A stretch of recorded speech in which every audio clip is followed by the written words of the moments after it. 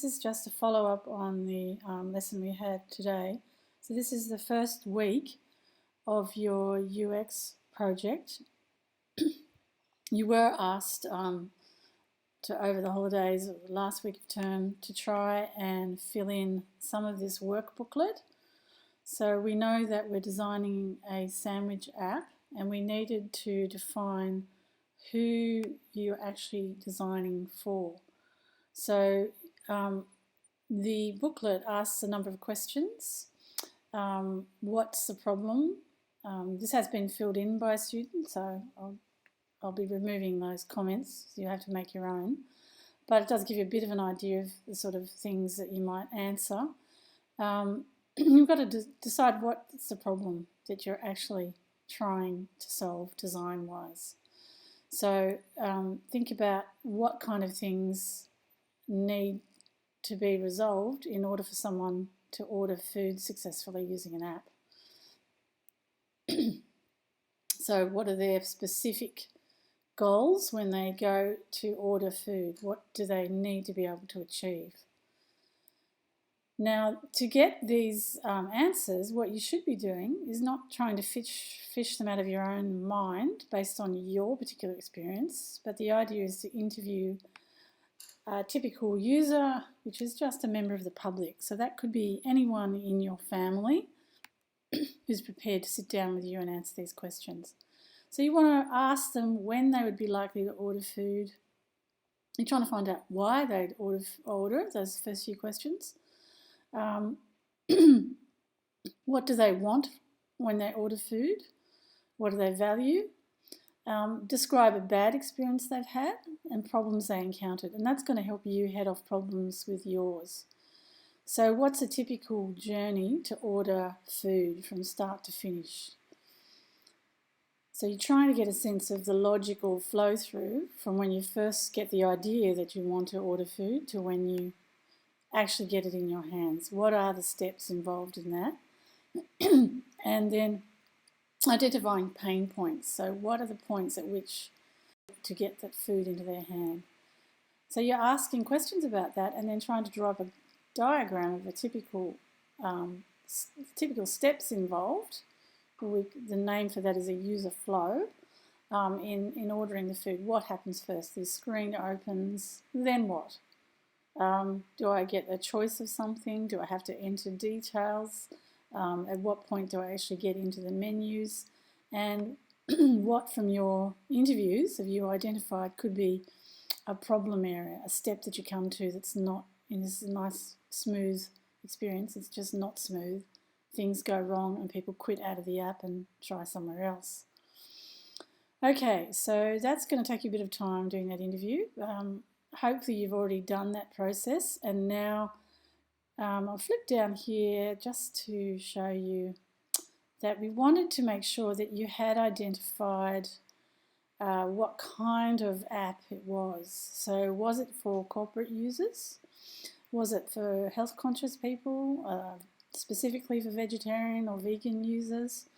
Do you imagine your app is for typical families or for single people?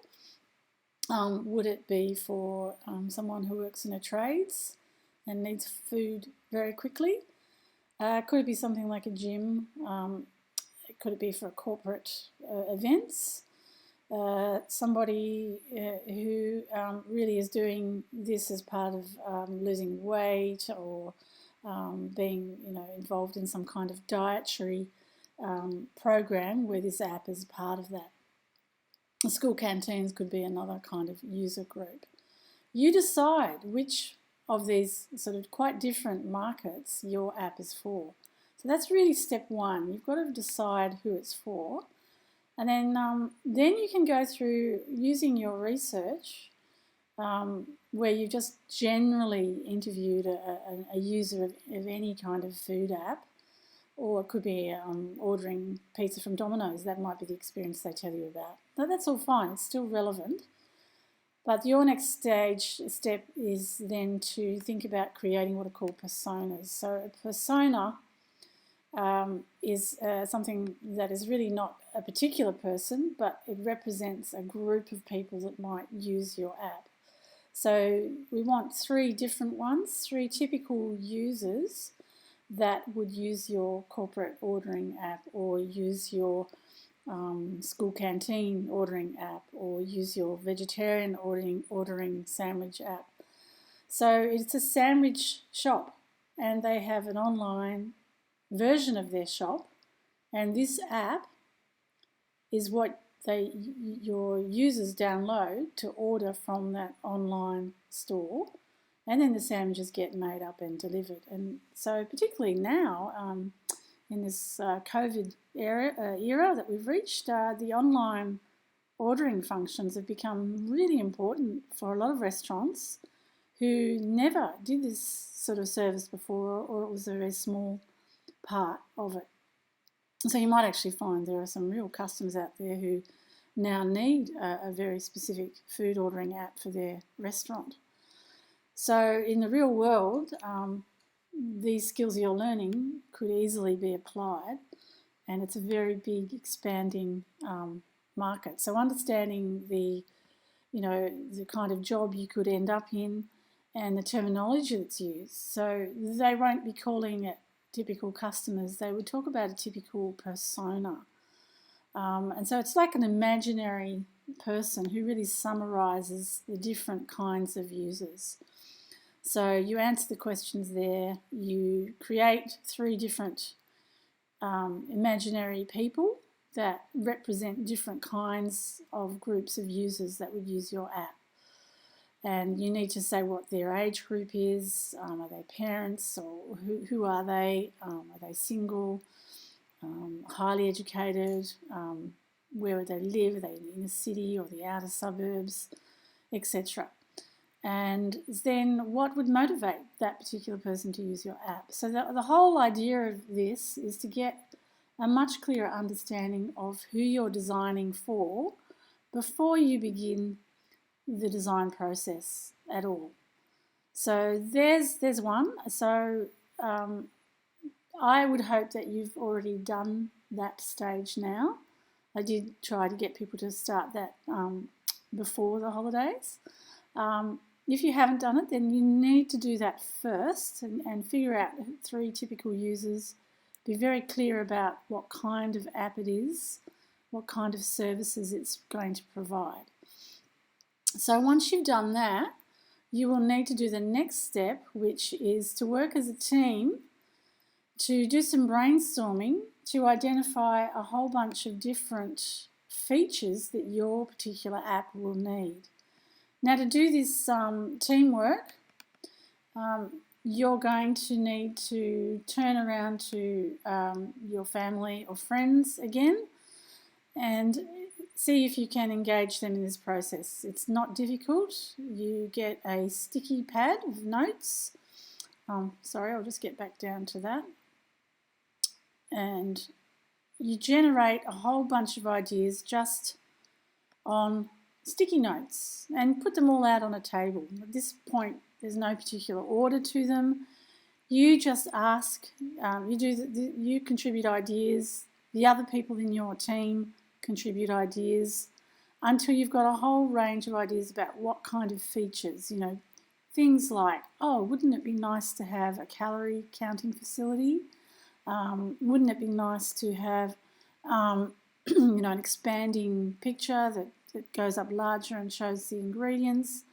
Wouldn't it be nice to have a feature that separates out your vegetarian versus other meat options?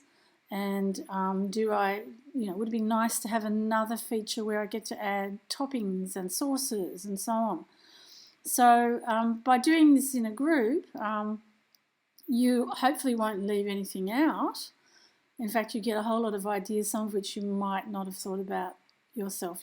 The idea is that, like with any group, you get a much richer experience, and you're not trying to develop this app without getting outside input and ideas from a wider range of people.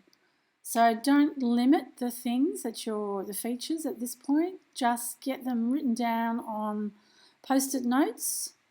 And then what you're going to do is use UX technique for sorting the ideas in terms of their importance. And this is like an accelerated way of a really fast way of generating ideas and then using your analytical skills, but in a very quick way to just sort the ideas in terms of importance. So how do you know if it's a high value feature? You refer back to what your personas and what your interviewers said about what motivates people.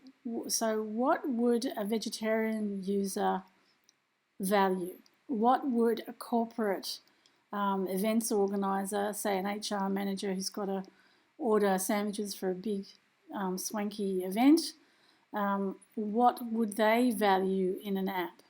What would a typical generic kind of family persona, someone in that family gets on the app and orders, what would they value? And those are the features that you sort. So you look at all the features that you've thought of collectively as a group, and then you should end up with something that looks like this. So you can do it on a wall. You can just actually, stick a note up that says high value and low value and difficult and easy, and then just sort the ideas that you've come up with for features on the app. Now, there's going to be some that are obviously of high value. You need to have something in there that's a feature for placing the order.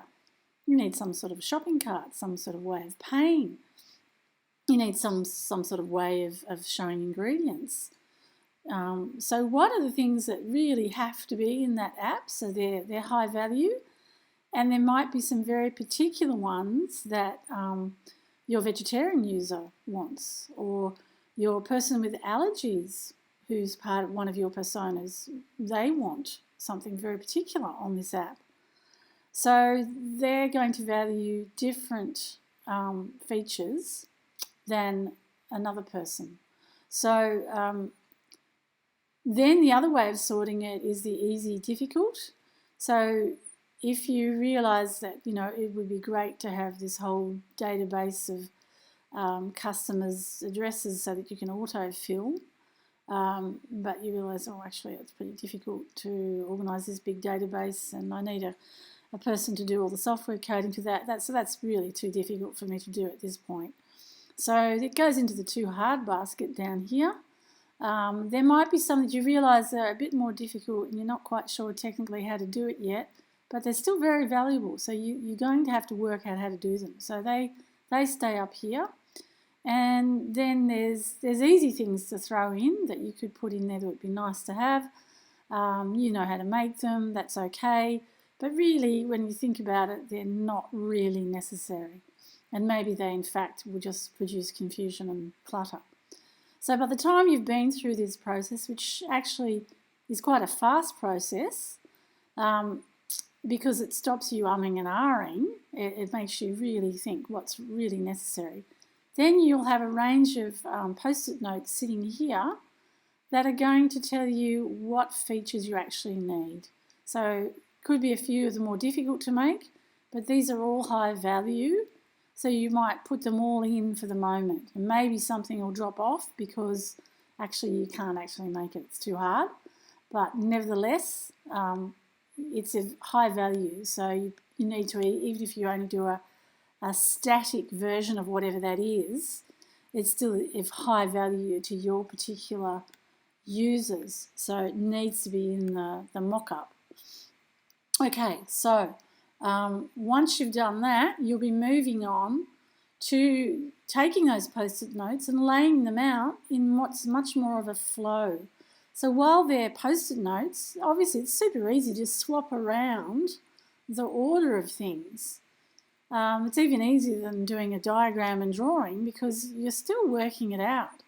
So you try to place them in the order, the flow, so it's called user flow, a very basic flow of what one of those features needs to come up first, then what happens, and then the next stage, and when do I select my ingredients, and when do I, stick them into the shopping cart, how do I access the shopping cart, at any point can I access it, is that a feature I need to have, where do I pay, where do I go back if I've made a mistake.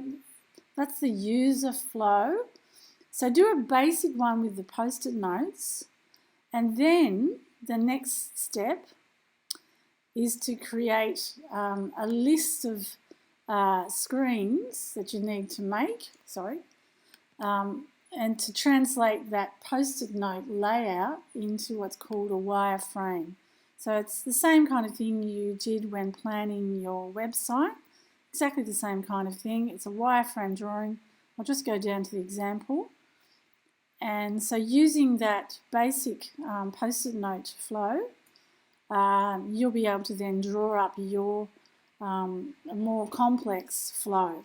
So do take photographs of yourself using this process. Do make sure that you're photographing the steps that you go through. I need to see some evidence that you did this as a group and that there are other people involved in the brainstorming session, and you weren't just doing this out of your own head. Okay, so this is the wireframe diagram, and I would like to see that by next week. So your wireframe, might not be as complex as this, but by doing a diagram, we'll be able to see it, how it's moving forwards and backwards. So that's what I'd like to see by next week. And the other thing that I'm hoping you'll be doing during this time is working on your logo design. So I'd like to see that, having established who your typical users are, you're now able to start designing a logo that would suit them, would appeal to them. And that means thinking about the colours, the typography. You basically need to create a mini style guide again, and this time involve icons as well as part of that. So icons are, things like moving forward through the app, arrows going backwards. There might be symbols you have for different kinds of ingredients, meat versus toppings versus vegetables, and so on. So is there some way you're going to use colour and a particular shape for when there's an alert that somebody needs to actually do an action, or they need to be warned that they haven't completed something? What are you actually going to use as your colour system throughout the app? And it needs to stay consistent. So a particular kind of information is always given in the same kind of format. So we will, it does help you to go and look at examples to see, go and look on your phone and show, look at apps from other food ordering places to get some ideas. That's one port of call. You can also, be alerted to things that work really well that aren't food apps, but perhaps you've encountered an app that's got a particularly easy interface to use, and that gives you inspiration. So that's what you need to be working on. Of course, your logo and the development might not be finished by next week, but you certainly should be getting going on that once you've really done this first stage. So please don't jump into designing before you've done this interview process and you've really narrowed down what kind of app it is and what the typical kinds of users would be. That way you can measure your logo ideas against that. And of course, because we're asking for collaboration, you can turn around to people around you and say, well, do you think that would appeal? You can share your initial design ideas with fellow students as well. So that's one thing you can still do in a digital way. So you can, do a screenshot and send them a text message with it in there so they can see it and give you some feedback. So it is whatever you can do to show that you're working in a collaborative process is important as part of this project.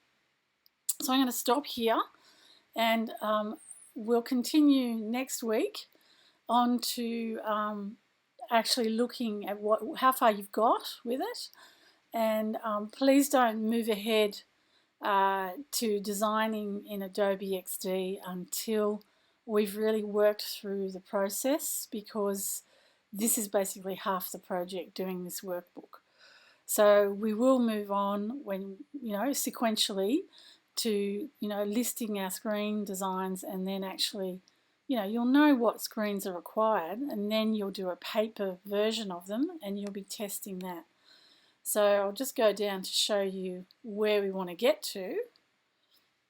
So after the wireflow frame, you'll be doing sketches of possible layouts, and then you'd move on to using the paper version.